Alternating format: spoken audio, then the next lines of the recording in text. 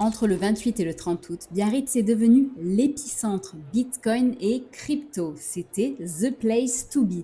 Des milliers de personnes venues du monde entier se sont réunies ici. Experts, débutants, curieux, étudiants étaient présents pour participer à Surf in Bitcoin, où des centaines d'experts de renom sont intervenus pour démocratiser le fonctionnement de notre système monétaire et de la blockchain avec un regard concentré sur Bitcoin mais qui commence à s'ouvrir aux altcoins. La vague Bitcoin a déferlé sur la ville de Biarritz dans une ambiance ultra cool. J'en ai profité pour interviewer Jocelyn Tonnelier qui, après des expériences réussies en Angleterre puis au Canada, a débarqué à Biarritz pour cofonder Stack Insat et Surf in Bitcoin.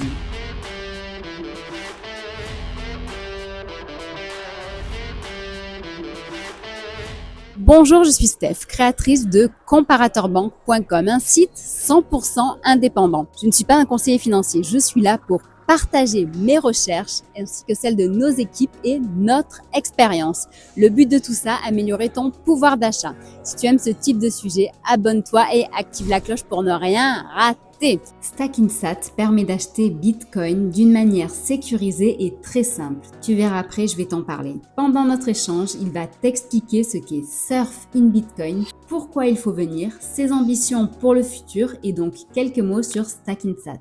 Bonne écoute. Et salut Jocelyn, donc nous sommes à Biarritz au casino à l'événement Surf in Bitcoin que tu organises pour la 5e année, c'est ça? Exactement. Je suis un des membres de la team, issu également de Stack Insat, organisateur de Surf in Bitcoin.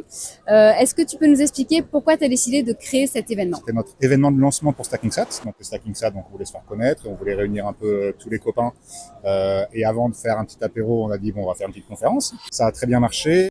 L'époque des restrictions de Covid où on était limité à 30 personnes, donc il a fallu qu'on réaménage un petit peu. On a fait un live qui a fait plus de 10 000 vues. Donc on s'est dit qu'il y avait un besoin quelque part pour les conférences francophones, qu'à l'époque, en 2020, il n'y avait pas de conférences francophones accessibles, c'était vraiment des conférences axées pour les développeurs. C'est moins vrai maintenant, mais en 2020, il y avait vraiment beaucoup de bêtises qui étaient dites sur Bitcoin. Voilà, c'est vraiment donner la parole aux Bitcoiners pour expliquer Bitcoin et vraiment avoir une conférence accessible, pas technique, mais parler de pourquoi Bitcoin est intéressant, parler aussi des sujets économiques et géopolitiques et pourquoi Bitcoin s'inscrit dans le monde d'aujourd'hui et du futur. Avoir une conférence axée sur Bitcoin, accessible à tous. Je pense que c'est très important parce que justement aujourd'hui pour pas mal de personnes encore, tout ce qui est crypto-monnaie et Bitcoin, ça reste complètement immatériel. Et là, déjà, ça ancre, ça humanise et ça permet de voir aussi concrètement avec des mots simples. Je me rappelle très bien, par exemple, de l'an dernier, il y avait une fille qui expliquait avec des Legos comment fonctionnait le Bitcoin. Enfin, c'était par exemple pour l'expliquer carrément à des enfants. Il y a des conférences aussi qui peuvent aborder des sujets qui semblent techniques, mais il me semble que justement les intervenants font en sorte que ce soit hyper accessible. Exactement. Et c'est pour ça aussi qu'on a fait la journée gratuite aujourd'hui qui est destinée aux débutants. Donc on avait déjà fait un premier test en 2022 qui avait très bien marché.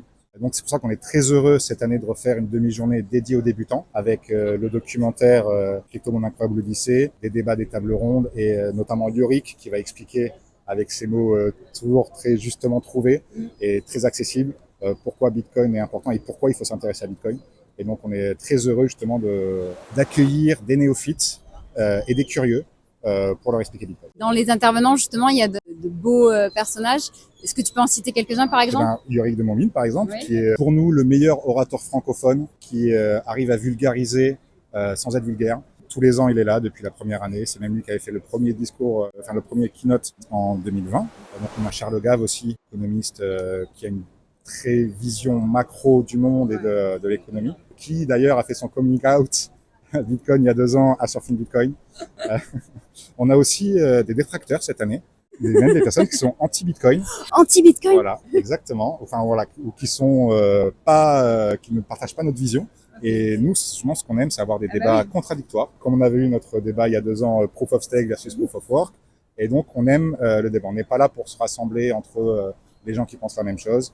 D'ailleurs, il y a, dans les Bitcoiners, il y a un grand spectre. Crypto Boy, au maximaliste, il y a quand même beaucoup de types de personnalités qui viennent. Et donc, c'est pour ça que c'est bien ici de se retrouver, d'échanger. Et c'est toujours beaucoup plus convivial que sur les réseaux sociaux où ça peut être un petit peu sanglant des fois. Et puis c'est souvent que des gens qui se chamaillent un petit peu sur Twitter se retrouvent ici, puis trinquent ensemble et peuvent débattre sereinement face à l'océan. Donc ça, c'est quand même très cool. En effet, le cadre est magnifique. C'est sûr que ça, chapeau. Ça change des conférences à la Défense, par exemple. En costard-cravate. Et même au-delà de ça aussi, ça, c'est quelque chose que tu m'avais dit l'an dernier. Le propre de la crypto, en fait, c'est d'être décentralisé. Donc, de faire aussi un événement crypto qui se passe en dehors de Paris, ça a du sens aussi. Ça ne se passe pas à Paris. Exactement. Et aussi, c'est une preuve d'intérêt pour Bitcoin ou des gens qui viennent de l'île de Strasbourg, de Bretagne, qui font plusieurs centaines de kilomètres pour venir à Biarritz pour passer quelques jours à parler Bitcoin. Donc, c'est une preuve quand même de l'intérêt qu'ils portent pour le sujet. Donc, c'est pour ça qu'on est très heureux d'être tout au fond de la France et de faire venir les gens dans notre beau Pays Basque. Un dernier petit mot peut-être à propos du futur de Surfing Bitcoin. Depuis quelques années, on pense à faire un festival. On avait préparé un dossier. Avec les JO, c'était extrêmement compliqué à organiser. Assez pour cette fois, mais on a un dossier qui est quand même très avancé là-dessus. Donc on y réfléchit. Organiser ce genre d'événement, c'est énormément de temps et d'énergie.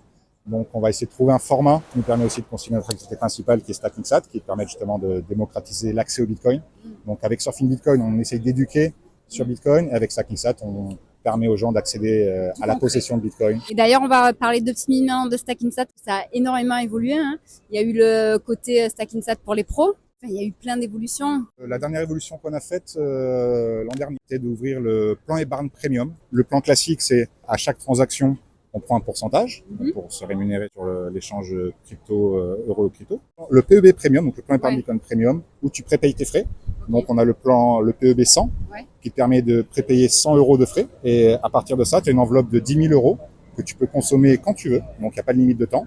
Mais toutes les transactions que tu vas faire sont sans frais, tu as déjà prépayé tes frais, et les frais de minage sont pris en charge par StackingSat, donc ça te permet de convertir 100% de ta transaction en Bitcoin et de te le faire livrer directement sur ton portefeuille. Plus d'infos sur StackingSat avec ses différentes solutions d'épargne en Bitcoin, que ce soit pour les particuliers ou les professionnels, se trouve en commentaire. En utilisant nos liens, vous aidez notre chaîne à rester gratuite, donc on vous en remercie. Restez curieux, renseignez-vous sur Bitcoin, surtout renseignez-vous sur l'euro, parce que beaucoup de gens l'utilisent sans vraiment savoir comment ça marche. Et quand on comprend comment ça marche, on a beaucoup moins envie de l'utiliser et on a envie de le convertir dans quelque chose de beaucoup plus tangible. C'est un petit peu comme quand on voit comment les cordons bleus sont fabriqués. On n'a plus envie de manger des cordons bleus industriels, on ira plutôt chez son boucher. Donc c'est un peu le même principe avec l'euro qui est designé pour perdre de la valeur. Les arguments principaux, c'est j'y comprends rien, c'est trop compliqué. Si on sait scanner un QR code, on sait faire une transaction Bitcoin. Si on sait sécuriser un mot de passe de 12 mots, on sait conserver ses Bitcoins. Expliquer Bitcoin est quand même assez simple.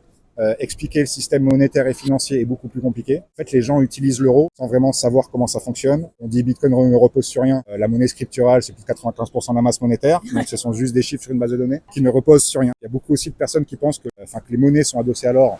Ce n'est plus vrai depuis 1971. Voilà, il y a vraiment beaucoup d'idées reçues. Donc, toutes les questions que les gens se posent sur Bitcoin, si je les posais sur l'euro, peut-être qu'on aurait déjà fait un bon pas en avant. En effet, merci beaucoup. Avec plaisir.